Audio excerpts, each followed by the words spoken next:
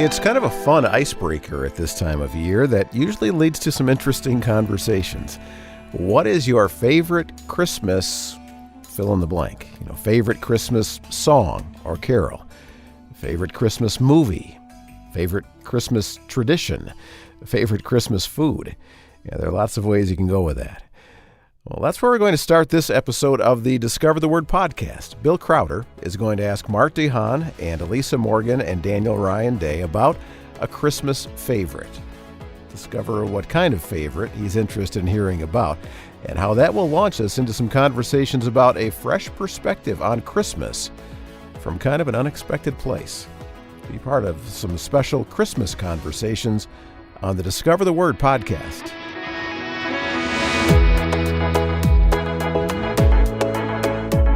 And it is good to have you here for these conversations for Christmas on the Discover the Word podcast.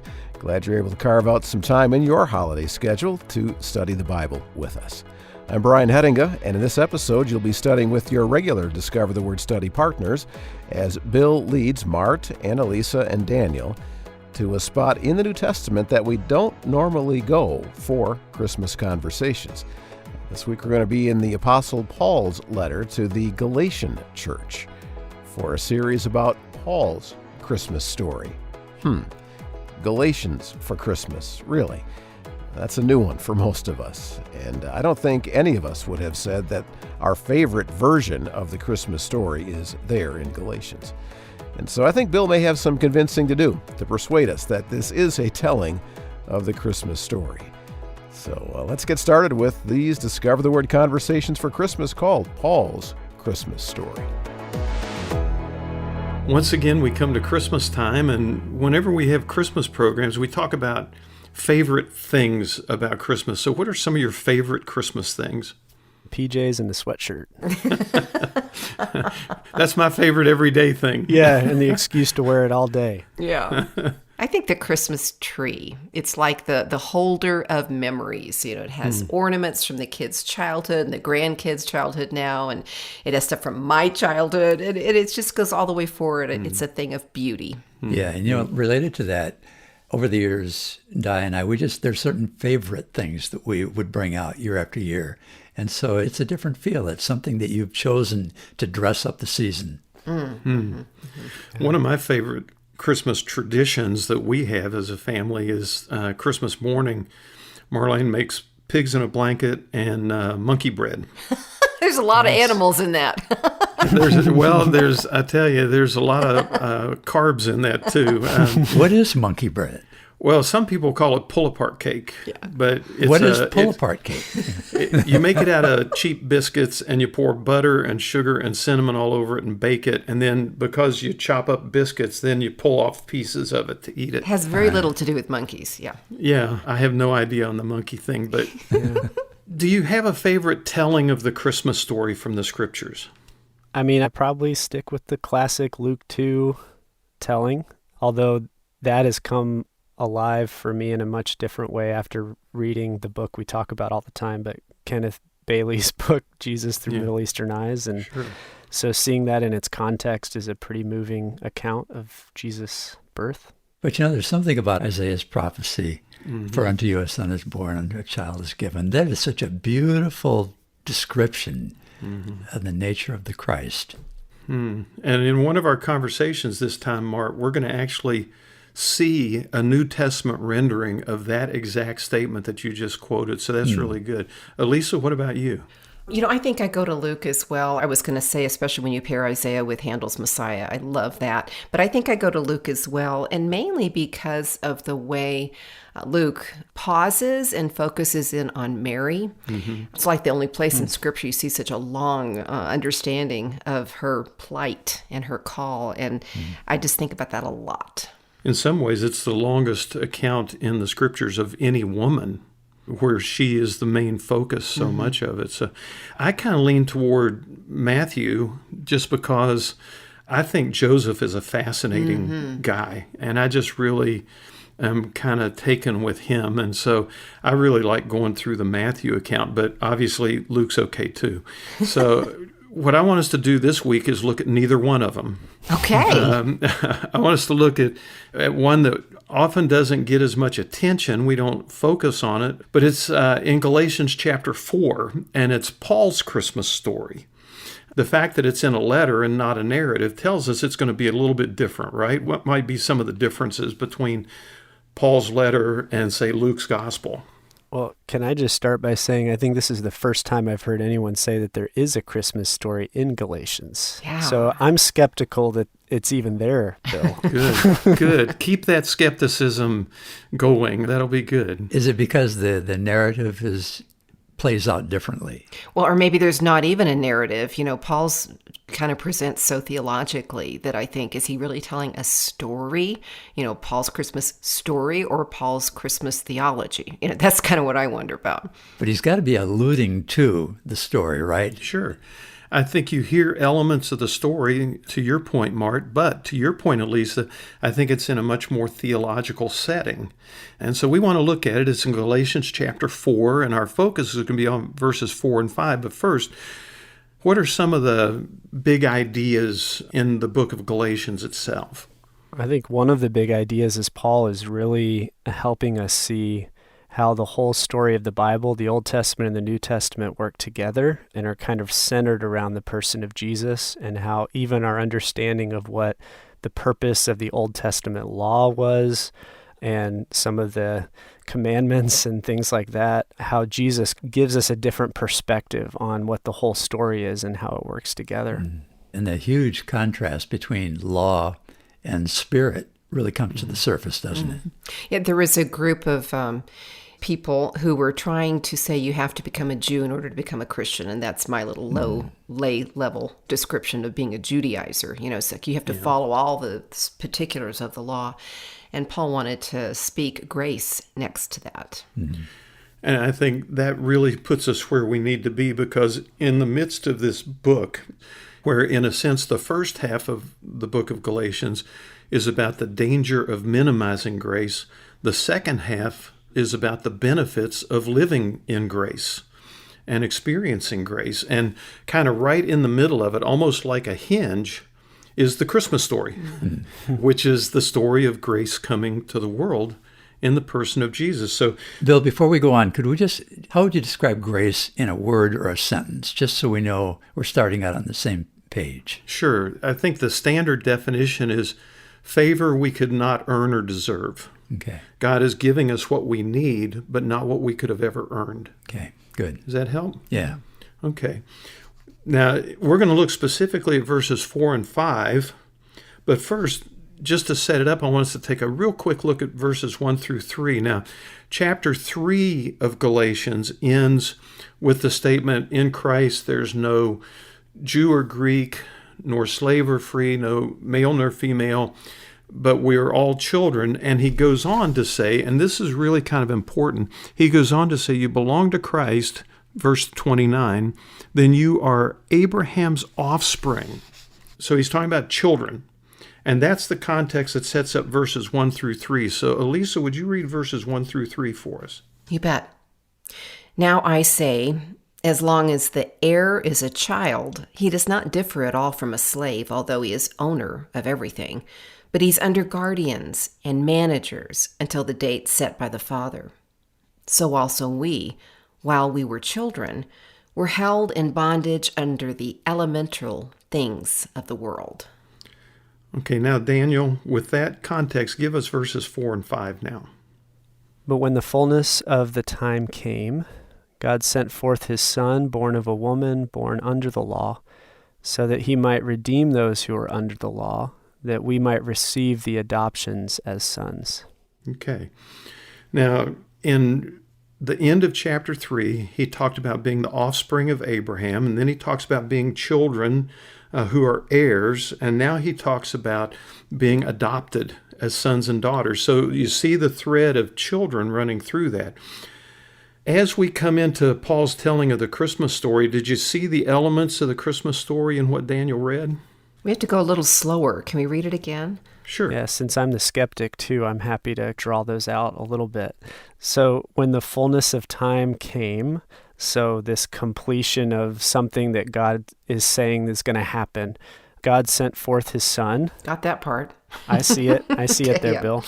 Born of a woman. Okay. There you go. Yeah. Born under the law. So born as a Jew in a Jewish culture, so that he might redeem those who are under the law, that they might receive the adoption as sons. Remember, the first half of Galatians, he's dealing with the problem of people trying to reinstitute law on people who have been given God's grace. Law is still the issue, isn't it? But now we see why or how we've been rescued from that. And all of it happens, he says, when the fullness of time came. And it allows all of us to think of ourselves as children as well in the process. Well, and Christmas is a good time to think of ourselves as children, isn't it? Because there's a childlike wonder to Christmas. What's interesting about your bringing up the child part of it, Mart, is if you go back and look at verse 2, it says the child is under guardian and managers until the date set by the father, until the fullness of time came. So he's drawing on their pattern of children having teachers and mentors and things like that until the father says, okay, now it's time for the child to step out. In a similar way, when the fullness of time came, it was time for Jesus to step out. God sent his son. Okay. So what might have been some of the factors that made this the fullness of time? In a really practical sense, that Mary had been pregnant for 9 months. And the time came where her body said, it's time. Let's bring this baby into the world. Well, and there was this census that ordered Joseph and then his family to go to Bethlehem in Nazareth to be counted, and that's where the Messiah was to be born. But it also had to have something to do with the fact that it was God's time to respond to the prayers of his people who had been waiting for deliverance for centuries. Yeah, much in the same way that after 400 years enslaved in Egypt, God heard the cries of his people and responded. In the same way, God must have been responding in some way to the cries of his people. Many point out the fact that even just in a historical level, this was kind of an optimal moment because for the first time in the history of the world at that point, there was this one dominant government. There was a dominant common language in Koine Greek. You're talking about Rome now, right? Yeah, Rome is the government. Greek is the language. They have roads that made transportation accessible so that when it came time to tell people about this Savior who had come, they would be able to travel and do it. And so when the fullness of time came, as Daniel pointed out, it was the fullness of time for Mary, and she was ready to deliver her firstborn son. The timing was perfect for Israel because they'd been crying out for a rescuer, crying out for a Messiah, crying out for one who would come and set them free. And the timing was right for the world. All of the pieces and players were on the stage and ready to go. In God's perfect timing, when the time was exactly right, that's when he sent his son.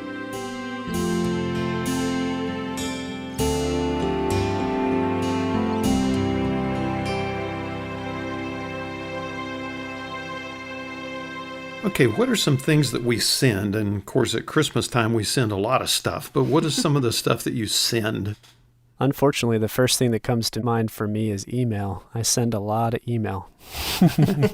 Yeah. Not necessarily at Christmas time. Every day is Christmas if we're defining it that way. That's good. I think of it Christmas sending gift cards, to be honest. I'll go online, and I've just learned that, especially the age of my kids, they really do appreciate money. And so when I'm getting ready to do my, quote, Christmas shopping, I'm doing a lot of gift cards. Yeah, when it comes to sending a package, we spend quite a bit of time just doing that because that's not always easy to do. Sure. I think what we're talking about is exactly the direction that our mind goes. There are also other kinds of things that get sent in one sense. I mean, a company might send an employee to represent them at a conference or a convention or something like that. A government sends ambassadors to other country to represent the values and the programs and the agenda of that government, whatever it might be, to the other seat of government. So sometimes it's not just things that get sent, it's people. Yeah, I think about a company, a customer service company, sending a worker to your home to fix the exploding pipe or whatever has happened. The cable TV. Yeah, the cable TV dude. Yeah. Yeah, things get sent, and sometimes people get sent. It's interesting, Mark, you were talking about the process of putting together a package to send, and the U.S. Postal Service, I actually did research on this, which I found really weird, but they said the top 4 things that get sent in the mail are, first of all, printed material, which would be cards, letters, bills, junk mail, all of that kind of stuff. Soft goods, which would be clothing, things like that. Third would be toys. Fourth, magnets. That's got to be a joke.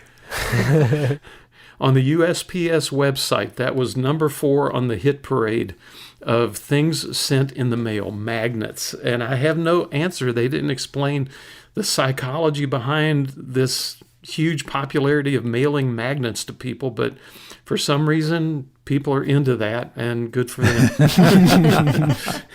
When we send things to people, it's about more than just the tangible thing, isn't it? I mean, they understand you're expressing your heart for them, and this is a tangible way. So when we send something, whether it's a letter, whether it's a package, or whether it's a gift card, I mean, there's something in the heart of the sender that transfers into the thing that's being sent to the recipient. Yeah. That's why I think it's really interesting that years ago, I think it was in the 1940s maybe, that Hallmark cards created this beautiful, lovely motto, and it's still today on the back of every Hallmark card that you get. And the motto is, when you care enough to send the very best. You're making me tear up. That's a silly thing, but there's a strong sentiment even in that statement. And if you remember all of the Hallmark commercials you've seen where that phrase is mentioned, it tugs at the heart because there's love in that heart that sends. And somehow the sent item gives us access to that love, doesn't it? And it never really gets old, does it? My mom passed away recently, and I was going through my desk looking for something, and I found an old birthday card that she had sent me a couple of years ago, and it just brought back all those great feelings and all that love that I felt for my mom my whole life and felt from her my whole life. And so that caring enough to send the very best is such a beautiful sentiment. I would like to suggest to you, if it doesn't over-trivialize things, that that's what the Christmas story is about. In a sense, the Christmas story is about God caring enough to send his very best. And that's what we're talking about in these conversations. And we're looking at Paul's Christmas story, which Daniel's still skeptical about, but we're going to win him over before we're done. And it's in Galatians 4, verses 4 and 5. And yesterday we talked about the first component, which is God's perfect timing. Elisa, would you read verses 4 and 5 and listen for the component that matches up to what we've been talking about? Sure. Galatians 4, 4 and 5. But when the fullness of time came, God sent forth his Son, born of a woman, born under the law, so that he might redeem those who were under the law, that we might receive the adoption as sons. God sent forth his Son. And I would like to suggest that in that phrase, there is an enormous amount of value in that phrase, God sent forth his Son. What do you see in it? Yeah, well, when you put it in the context of what you just did with the questions that you started off with, which was asking about the heart of the person sending something, and then we think about who the sender is, talk about value. You have God being the one sending something, and having his character, his heart, all the qualities that make him God behind that.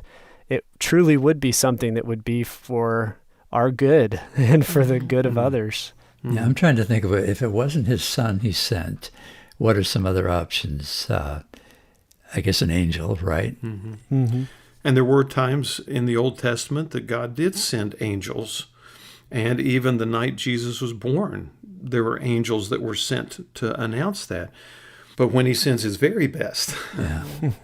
Yeah, often he sent a prophet, another person, right? Right, a spokesman. There are echoes through Scripture. I mean, I think about John 3:16, that God so loved the world that he gave his only son. And you think about this is his very best. Or I think about John chapter 1, where we know that in the beginning was the Word, and the Word was with God, and the Word was God. And then it goes on to talk about how the way we know the Father is revealed by the Son. You know, these other mentions become even more dimensioned when we think about him sending his very best, don't they? Yeah, think about it this way. We mentioned one of the things that gets sent is an ambassador who is coming to represent the values and the programs and the ideas and the agenda of the government they're representing. Well, in a sense, Jesus was God's greatest ambassador to us, not only because he came to represent those things, but because he perfectly represented them. I mean, Hebrews 1 tells us that he's the exact image of the invisible God, right? So he came to be the perfect representation of God the Father for us, and that's enormous. Yeah, and it's because he is God. You know, sometimes we have to be careful in our language, I think, when we talk about God sending Jesus, because it makes it sound like God commanded that he go and he had no choice.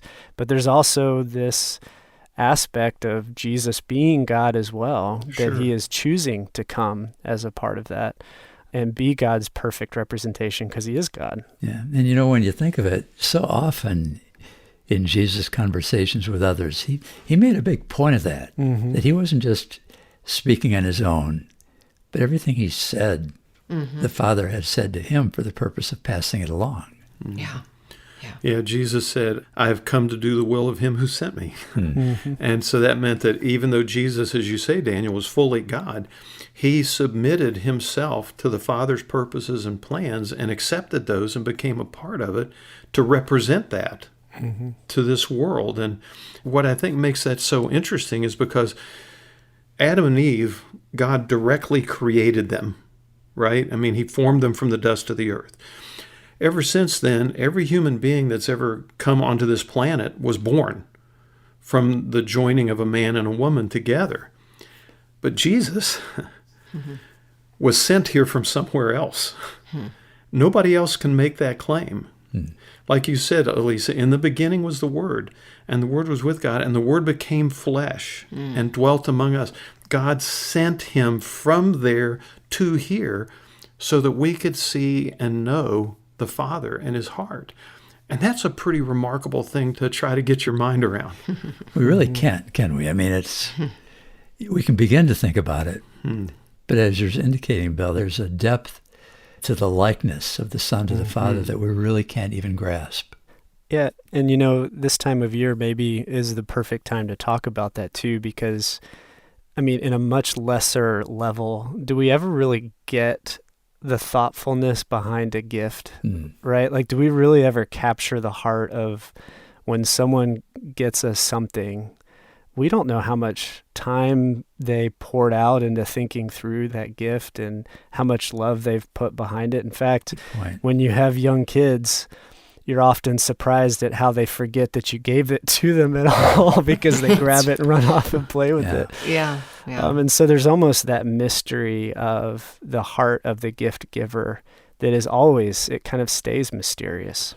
And it has to, because we can't unravel the heart and mind of God, but we can see the tangible evidence of how much he loves us. How much did he love us? He loved us so much that he gave, Elisa said, his only Son. And Paul echoes that. He loves us so much that God sent forth his Son. And that is the Christmas story.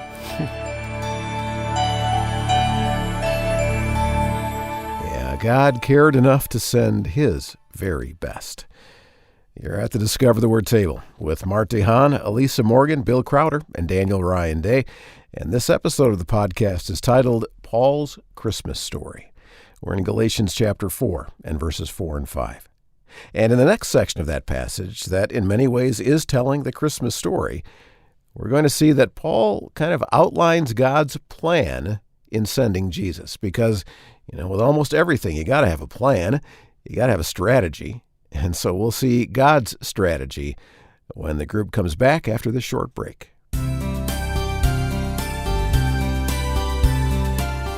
We're grateful to have friends like you joining us for these conversations. And the fact that we're able to turn on our radios or go to our website or listen to the podcast and discover the Word together is due in large part because of our Discover the Word partners.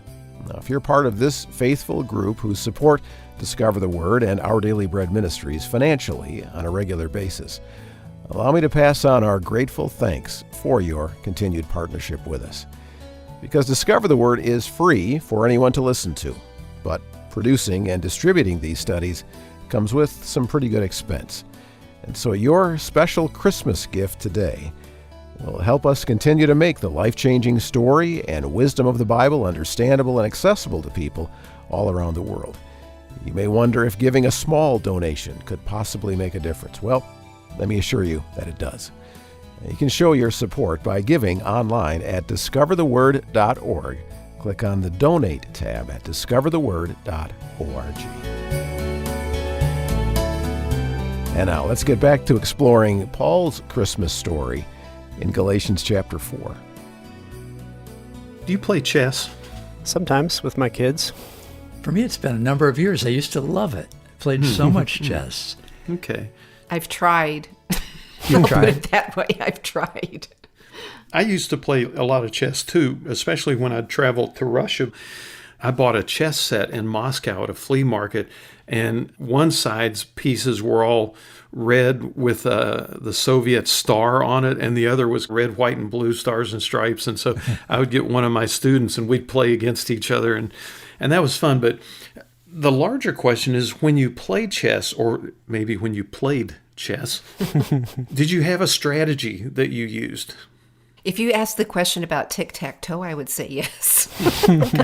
Okay, so Just a little tic-tac-toe has a simpler here. strategy. Okay, that's good. You know, I was never a good enough player really to be able to see several moves down the board. So I'd have to say, not really. It was almost like I would respond to one move after another move after another move.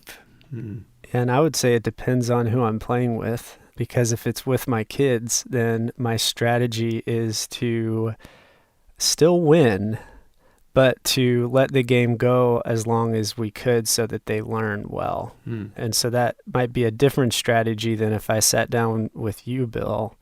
I may just want to go straight for the jugular.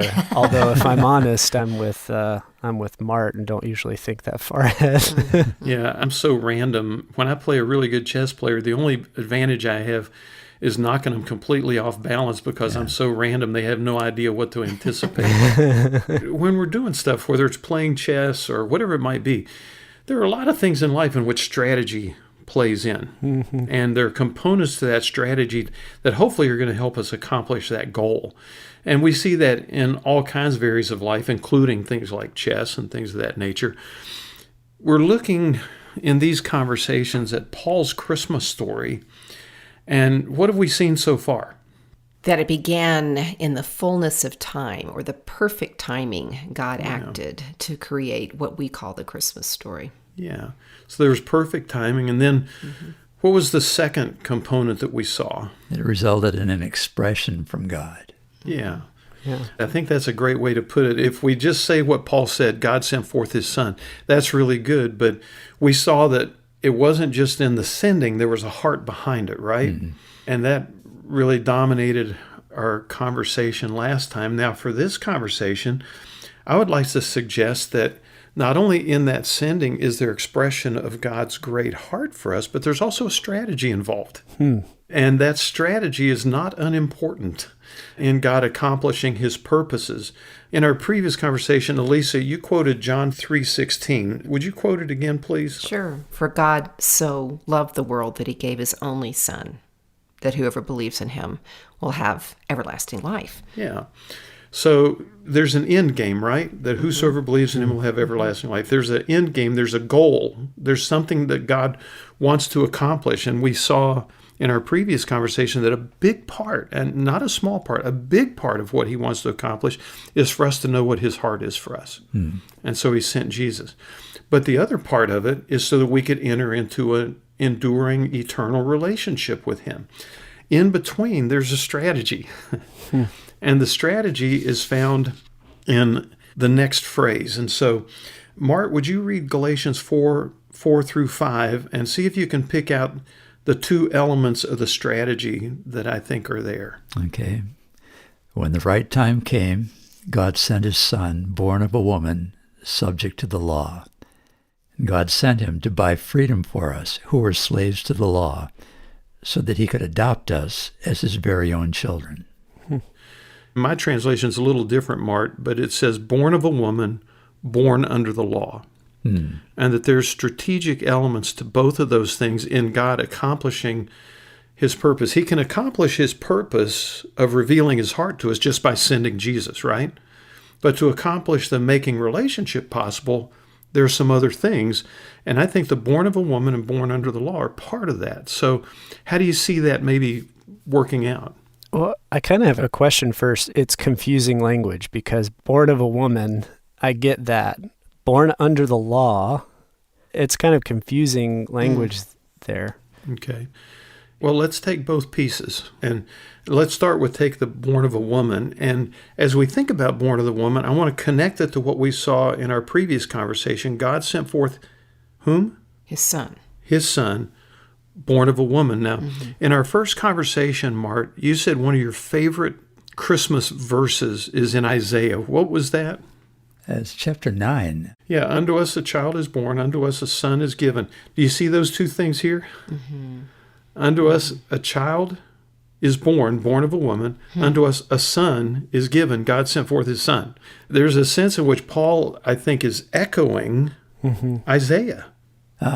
And he's doing that to let us know the full, I think, uniqueness of who God's ambassador to us is.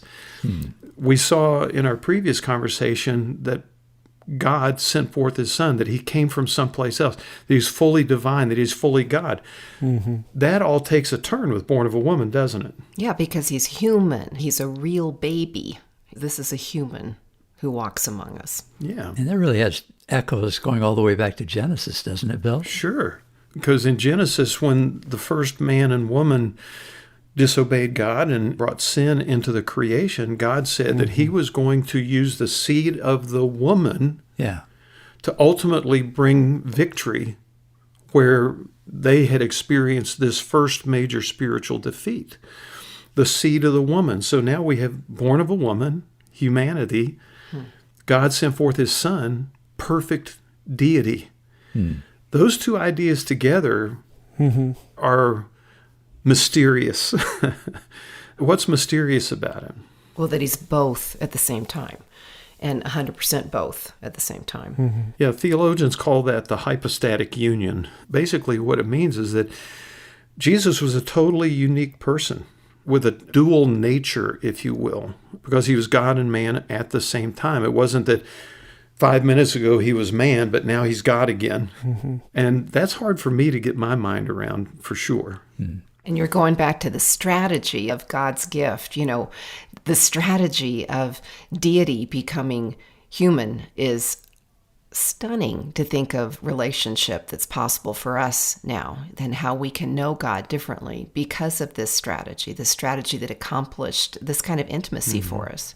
And it's also beautiful too, right? Because it shows that when the Bible says things like he was tempted in every way just as we are, well, if he was only God, that wouldn't be true because, well, God can't be tempted in the same way that we are.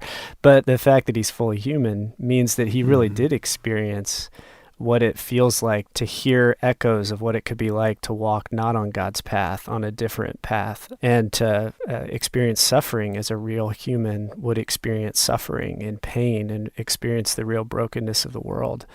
But Bill, that still doesn't quite answer my question on the born under the law, which is a pretty confusing phrase. Yeah, and that's why I'm glad that you guys said all the things that you did, because the very next piece of it, not only was he born human, but specifically he was born Jewish.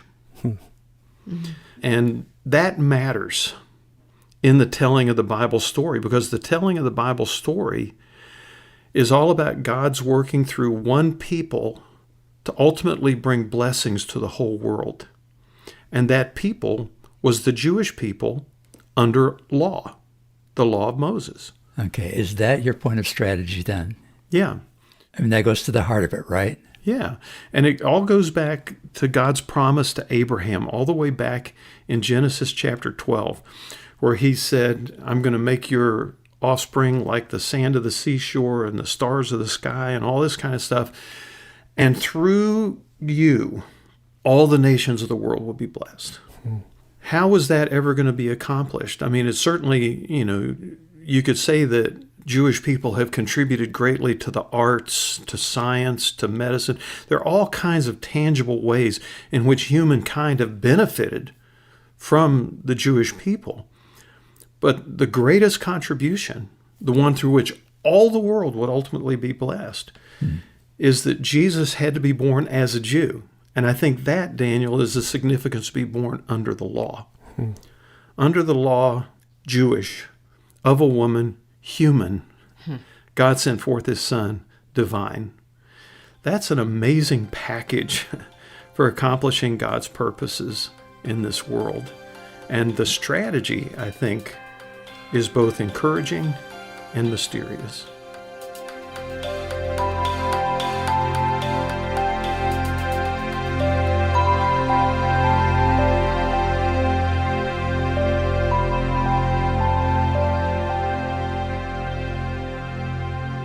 What are some ways we use the word redeem or redemption or redemptive? And I mean ways outside of church world. You're bringing back my old job, Bill, because I worked at a family entertainment center where we had lots of games that gave tickets. And you would go to the redemption area and redeem tickets. You know what? I'm going to reveal my age. I haven't thought about it for decades. Do you remember green stamps?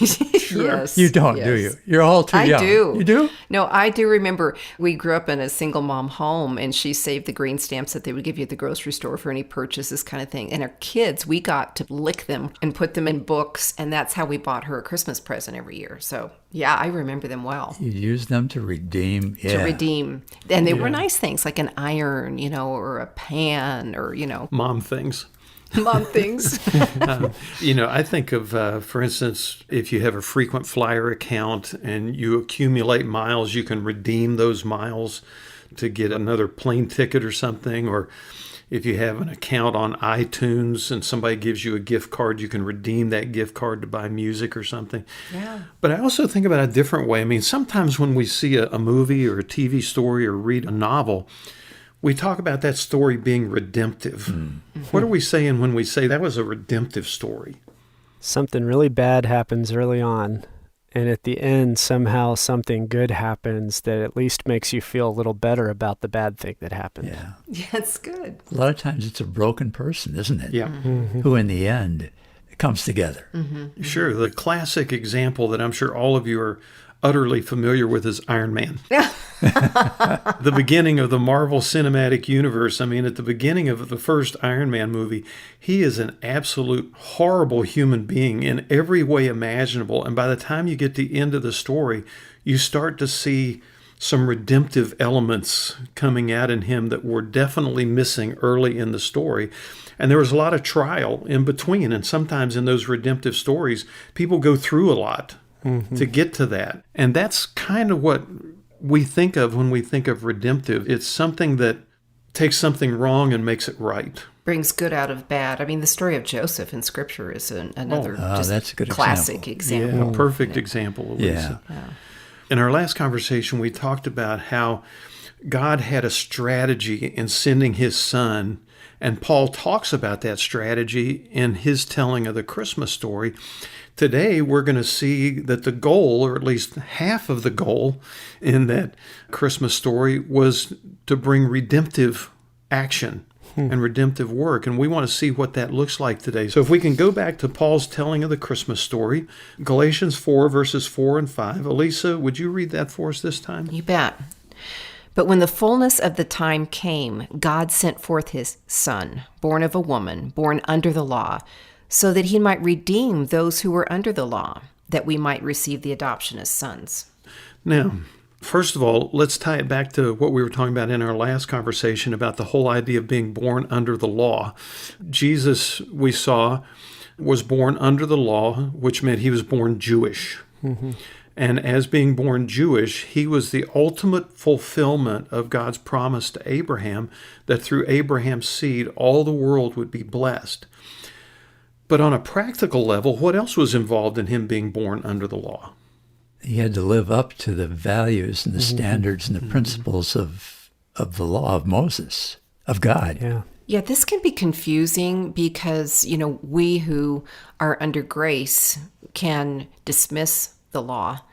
But our good God, who is perfect, he provided the fulfillment, the completion of the law in order to then provide grace. Mm-hmm. And I think what was so important is that he did it not just by the letter, but he did it according to the spirit of the law. Yeah, the heart. And that through everybody, but that showed that he really did bring fulfillment. He lived it. And it's interesting, Mark, because Paul picks up on that theme of spirit of the law as opposed to the letter of the law, because, again, to go back to one of our other conversations, that's the heart behind it all. Just like we see the heart of God in sending Jesus, we need to also see the law in light of God's heart behind the law as well, that there was good purpose and good value to that, even though we could never accomplish it. So Jesus came and accomplished it. Yeah. Jesus came and fulfilled it perfectly.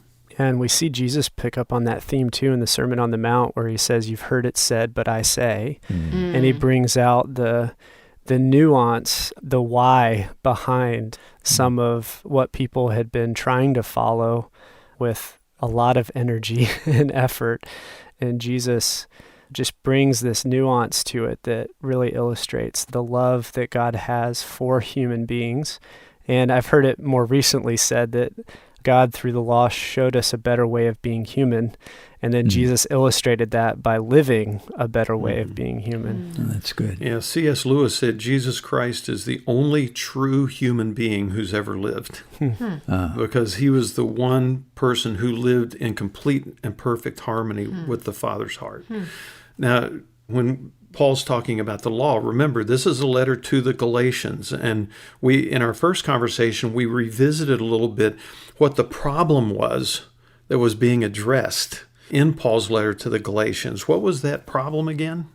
Well, they were basically saying that you have to keep the law in order to become a Christian and be a Christian. And bottom line, you need to become a Jew, a practicing Jew who practices the law. And then add on to that our faith with Jesus. And they're kind of walking backward, weren't they? Because they were people who believed in Jesus, but they were kind of like sliding, walking back into the old way of life. That's a good way of putting it, yeah. And we sometimes theologically beat them up for that in some ways, but in reality, it's what they knew. The Jesus story, Christianity, for a long time was considered a Jewish religious expression because it started in Israel. It started in Jerusalem with a bunch of Jews that were figuring out what it means to be Christian. And so it makes sense that would be one of the early things they're trying to figure out as well. Okay, so how Jewish are we supposed to continue to be as we adopt this new way of seeing God's Spirit working in us and through us?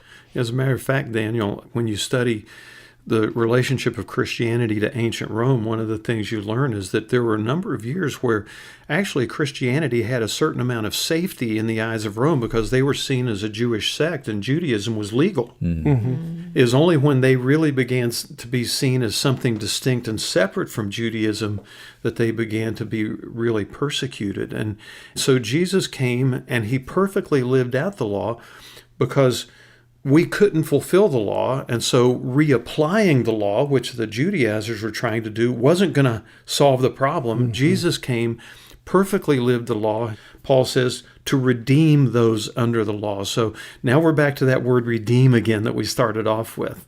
And what's really interesting is that the primary use of that, the Greek term ex agorazo, agora was the marketplace, X is out of, so it's to buy out of the marketplace.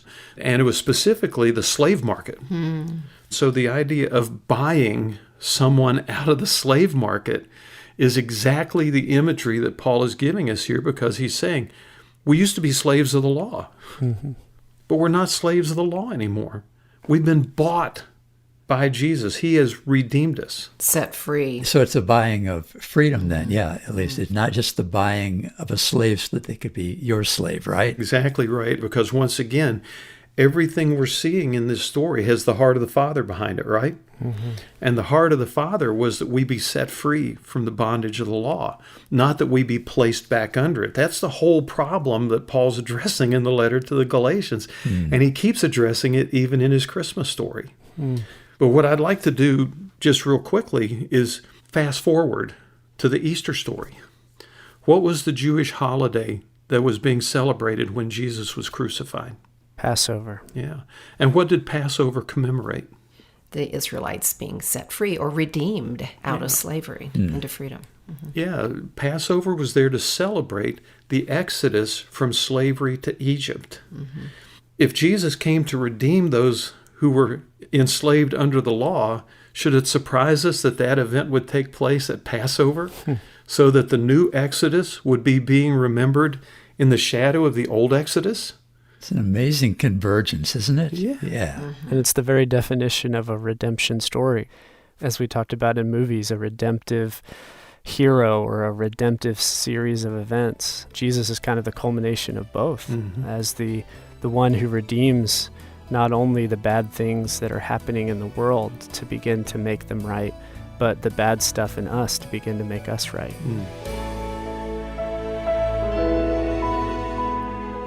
We're looking at how Paul tells the Christmas story in Galatians chapter 4. And while this version doesn't give some of the specifics that we're used to hearing about shepherds and angels and a manger and Mary and Joseph, I think we're discovering that it does help us to understand why we're still celebrating Christmas a couple thousand years later. Well, the conclusion of Paul's Christmas story is coming up after this word about a special New Year's study on our next Discover the Word podcast. On the Jewish calendar, New Year's is called Rosh Hashanah, and it has some really interesting traditions that might help us as we move toward New Year's and the start of another year. And Rosh Hashanah is also called the Feast of Trumpets. What would happen is on the day before New Year's, the trumpets would blow after Psalm 47 had been read. So when you think about the Jewish rabbis picking out of 150 Psalms, this one to launch the new year, it makes me kind of wonder if we might be able to find some stuff that can help us as we get into our new year. So I'm going to suggest that it's worth digging into and finding out if maybe those rabbis were onto something after all. Yeah, the end and the beginning. A special study of Psalm 47 for New Year's on the next Discover the Word podcast. Well, would you agree that family is a big part of how we celebrate Christmas? Lots of families travel lots of miles to be together at Christmas. And family Christmas traditions. Does your family have those?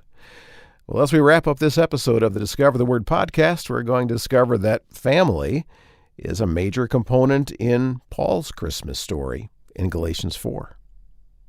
I'm sure that you're familiar with the statement from Ralph Waldo Emerson, it's not the destination, it's the journey. I think I've seen that on a million plaques or something, right? Or a coffee mug or a magnet. Yeah. So the question is that a true statement? I think it's true in the sense that when we're on the journey, we need to be present where we are. I think it's false in the sense that it implies the destination doesn't really matter. And oftentimes destination does matter. Yeah. So I think there's a little truth and falseness in there, but I guess any witty saying usually has a little bit of both, doesn't it? I think, Danielle, it's really good to emphasize both sides because, if you're just wandering and enjoying the ride, enjoying the walk, and you never get any place when you need to be there. Yeah, I think there's a sense in which the journey can give value to the destination because we know what it took to get there, but also the destination can give meaning to the journey. Because we're not just going through something random, we're heading someplace. Yeah, it's a both and, isn't it? Yeah. what we've been on this week is a journey to a destination. As we've been looking at Paul's telling of the Christmas story in Galatians 4, verses 4 through 5, what have we seen in our previous conversations up to this point? We started off with God's perfect timing. The fullness of time came. God sent his son. And so this wasn't just an arbitrary or random moment, but so much of the story of the Bible was leading up to this moment when God would send his son. And that's when we started talking about him giving his very best, giving his son. Yeah, which is the most perfect expression of the Father's heart we could have. The most perfect gift, the most perfect ambassador, the most perfect representation and revelation of who he is. And I think, Bill, you were emphasizing that God had a way of working it all together. Yeah. He had a plan. He had a strategy. Yeah. Yeah, and that was that Jesus would come fully human, born of a woman, and fully Jewish, born under the law, because, again, that ties back into that story of faithfulness that Daniel was reminding us of. And we saw part of the purpose of all that in our last conversation, that he was born under the law to redeem those who are under the law. And what did we see that word redeem means? I think we talked about it being to buy back or to bring it out of, like, the marketplace. That's the root of it, to get it back. Yeah. Most of the time, this specific term, to speak of buying a slave off the slave market. And setting free or just buying? Well, not always. And that's part of the problem. I mean, we think in our own history of slavery in the United States, and if somebody bought a slave off the slave market, it was probably to re-enslave them at their place. It's hard even to talk about that, isn't it? Yeah. It's hard even to recall that that's a part of our story. But it's an important part of our story and one that we can't escape. And yet it's part of what makes God's story so much better. Because God did not send Jesus to buy us off the slave market to re-enslave us to something else. God bought us off the slave market not only to set us free, but also to bring us into relationship with him. And that is the destination where this Christmas story has been going, the destination of restored relationship with our Creator who loved us and made us in his own image. So let's look at Galatians 4, verses 4 and 5 one more time. And Daniel, would you read it for us this time? Sure.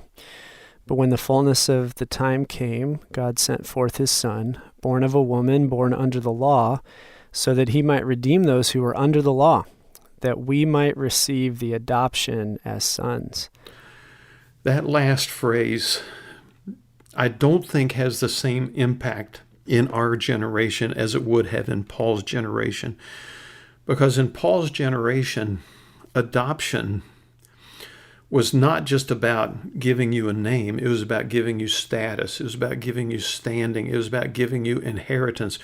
And that's a big idea, because adoption was seen as a raising of someone's status to a different level, because they are not seen as slaves.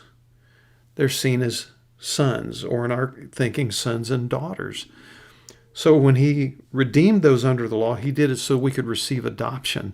Now, as you hear all of that, I'm throwing a lot of information at you. How do you respond to that? What do you think? Well, I'm going back to the destination point that we started out with. That destination of our belonging to God as his children, even today in this century when we live, is radical and stunning and surprising. And yes, the journey's super important, but the destination of belonging to him, that he would go to this effort to claim us, to bring us close to his heart in a daily relationship. That's what Christmas is about, isn't it? Yeah. It's really a life-changing awareness, isn't it? Coming into the awareness that we are family. That actually is part of what jumped out to me when I read it, is noticing the change in language between the first part of verse 5 and the second part. It says, so that he, Jesus, might redeem those other people who were under the law, that we might receive the adoptions as sons. And of course, he's writing to a very specific audience in the churches around Galatia. But us, as a part of the big family of God now, have also been adopted. And so it is a we, that we have received this adoption, this invitation into becoming a part of God's family. And you know what else you're helping me notice, Daniel, is the we. Our adoption by the Father into his family connects us all of us in a family together. You know, so you are my brothers, I am your sister. You know, we are together a family. And that's, I mean, if you've ever been an only child, you know, or, you know, an orphan without connections, that's a beautiful reality as well. Yeah. And I think it pushes back on our culture big time, because even in Christianity, we're all about the personal relationship with Jesus. I'm not diminishing that. That's important to talk about. But the story of the New Testament is not so that you individually have a relationship with God and that's it. It is a communal invitation into this new kingdom of people. That's good. The church and relationships with one another truly matter, right? Love God with all your heart and your neighbor. And so it is a we in that way.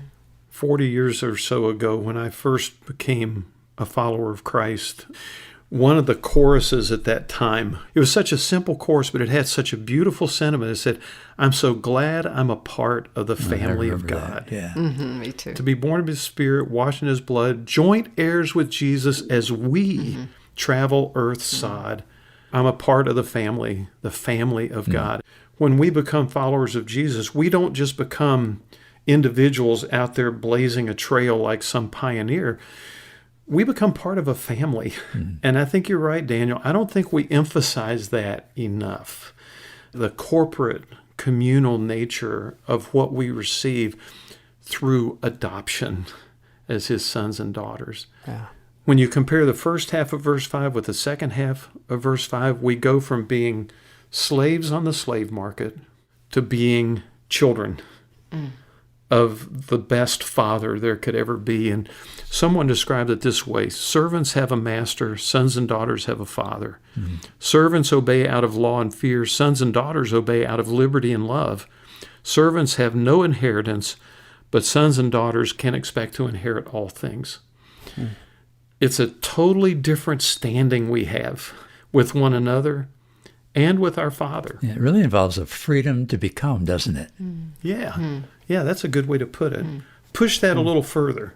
Well, freedom to become, and then a freedom to reproduce that freedom, you know, as we ourselves have spiritual sons and daughters, you know, because of our relationship with God, they become a part of the family. There's a beautiful reproduction of this relationship that God's made possible for us all. Yeah, and staying with the relationship with him, too. He's infinite. There's a sense in which his love, it never ends. The boundaries get broken wide open, and there's just no end to what we in Christ can continue to become. And not just for our sake, but for the sake, as you're saying, for others, for one another. So I guess I'm wondering right now, Daniel, did you find the Christmas story in Galatians 4? You know, I think it's definitely referenced there. But I think where we're ending this conversation is not only is there the Christmas story there, but there's, I don't mean this to cheapen it in any way, but there's a present here too for all of us to open.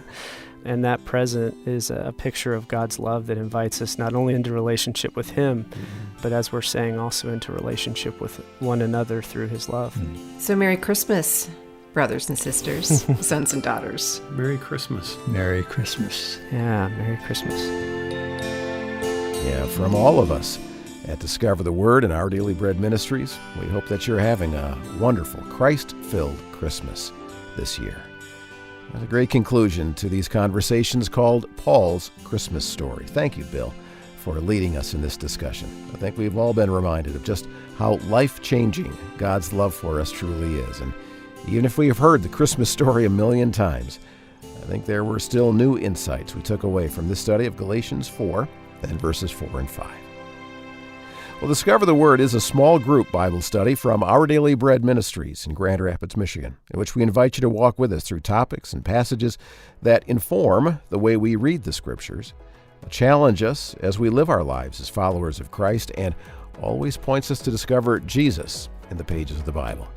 I encourage you to explore other studies with the group on our discovertheword.org website.